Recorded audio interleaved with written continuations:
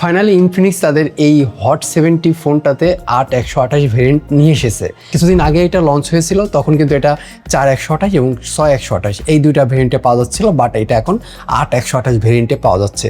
তো এখন এটার পারফরমেন্স কেমন, প্রাইস হিসেবে এখন এটা ঠিক আছে কিনা সেটা নিয়ে কিন্তু আমরা খুব শীঘ্রই একটা ফুল রিভিউ নিয়ে আসছি।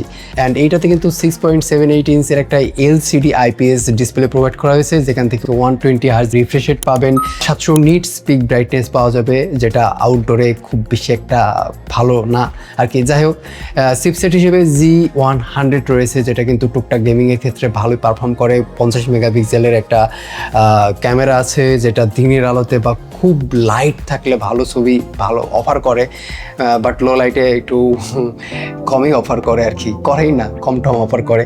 অ্যান্ড এছাড়াও এখানে 6000 মিলিঅ্যাম্পিয়ারের ব্যাটারি রয়েছে, তাই স্টোরিও স্পিকার রয়েছে, আর ব্লাস্টার রয়েছে। সব কিছু মিলাই প্রাইসটা হচ্ছে 8128 ভেরিয়েন্টের প্রাইস 26,000 টাকার মতো।